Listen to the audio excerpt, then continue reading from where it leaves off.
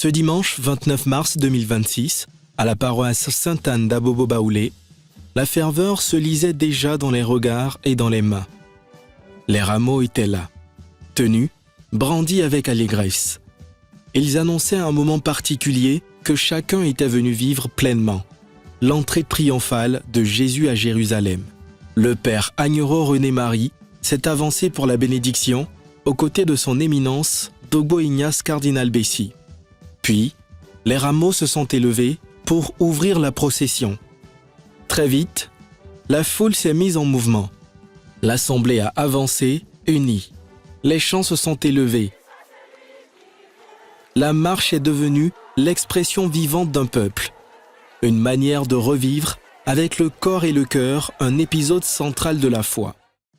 Une fois l'assemblée réunie dans l'église, chacun a retrouvé sa place. Les voix se sont apaisées. L'attention s'est recentrée. L'espace s'est transformé en un véritable lieu d'écoute et de recueillement. Au moment de l'homélie, le cardinal est revenu sur une réalité essentielle, l'obéissance. Non pas vécue comme une contrainte, mais comme un chemin. Pas parce qu'il est mort sur la croix, mais parce qu'il est mort par obéissance. C'est ça qui est fondamental. C'est parce qu'il meurt en obéissant à la perfection qui nous donne le salut. Donc l'obéissance est le mot-clé de notre salut en Jésus-Christ. Nous sommes au début de ce grand texte que nous avons entendu au jardin de Gethsémani, au mont des Oliviers, le jardin. Avec Adam, nous étions aussi au jardin d'Éden. Là, au jardin d'Éden, Adam désobéit à Dieu. Et alors, le péché introduit la mort. La mort qui, au-delà de la mort physique, est la séparation d'avec Dieu. La désobéissance d'Adam au jardin d'Éden nous procure la condamnation, loin de Dieu. Dieu va le chasser du jardin. Oh, sors de là. Il n'y a plus de relation d'intimité avec moi. À Gethsémani, au mont des Oliviers, c'est l'obéissance de Jésus. Il aurait voulu, s'il s'en remettait à son humanité,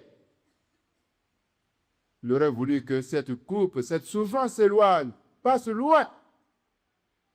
Même dans sa prière intense et insistante, dans sa prière, il demande une seule chose.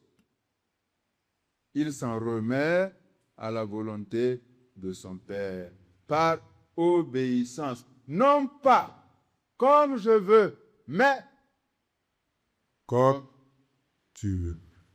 À travers ces mots, une direction claire a été tracée pour l'Église catholique à Abidjan et en Côte d'Ivoire, appelant chacun à la cohérence et à la responsabilité. La célébration s'est poursuivie avec la liturgie eucharistique. Le pain et le vin ont été présentés, consacrés, puis partagés. Un moment de grâce où chaque fidèle est entré dans une communion plus intime et intérieure.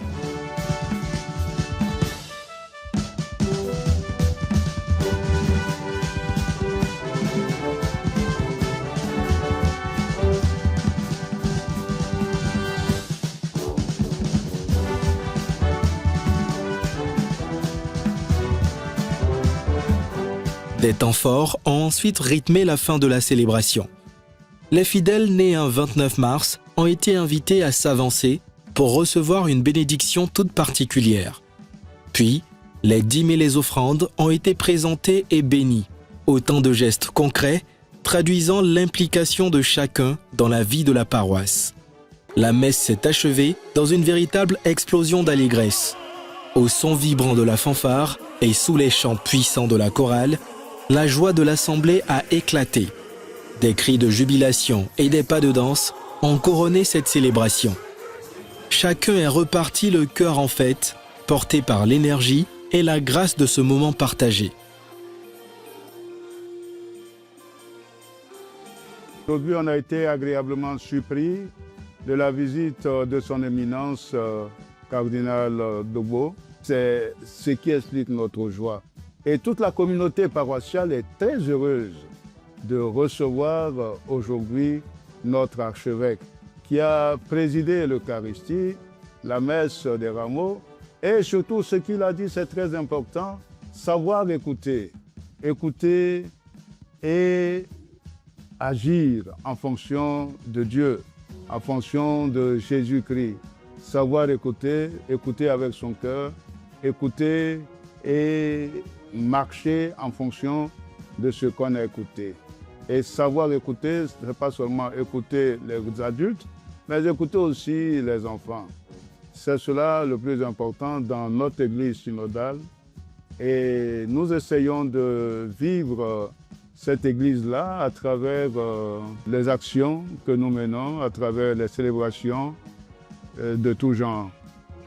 La visite de notre éminence, ça a été une très belle surprise. Et sa visite nous a fait du bien. Ça fait que la messe, il a rehaussé notre messe. La messe était intense. Nous avons apprécié sa visite. Et nous souhaitons qu'il arrive de temps en temps comme ça sur nos paroisses. À l'issue de la célébration, le père curé a convié son éminence à rejoindre les responsables paroissiaux et les autorités du village d'Abobo-Baoulé. Les échanges se sont prolongés autrement, plus libres, plus fraternels. Aujourd'hui, c'est la fête des Rameaux, le dimanche des Rameaux, où l'Église commémore l'entrée triomphale de Jésus à Jérusalem. Et je me suis rendu à cette occasion sur la paroisse Sainte-Anne d'Abobo-Baoulé pour célébrer la messe. Ce n'était pas une visite pastorale à proprement parler, mais c'était une visite de courtoisie, saisir l'occasion pour saluer la communauté et saluer l'abbé Pierre qui se trouve sur cette paroisse, un peu malade. Et donc ça a été une belle occasion. J'ai profité de cette occasion pour voir avec les pères tout ce qui se fait sur la paroisse, les activités pastorales, les activités économiques. Et c'est une paroisse, j'allais dire, de bonne ambiance, une véritable famille, une famille de Dieu. Les prêtres sont unis entre eux, ils plaisantent entre eux. Les chrétiens sont contents de leurs prêtres.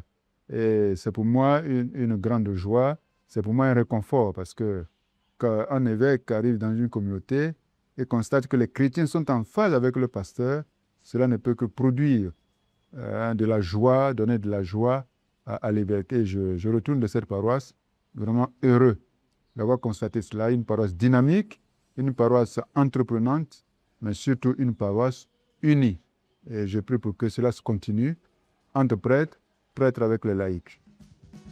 Le dimanche des Rameaux a été vécu comme un véritable temps de rassemblement. Un moment où la foi s'est exprimée dans les gestes, les déplacements et les rencontres.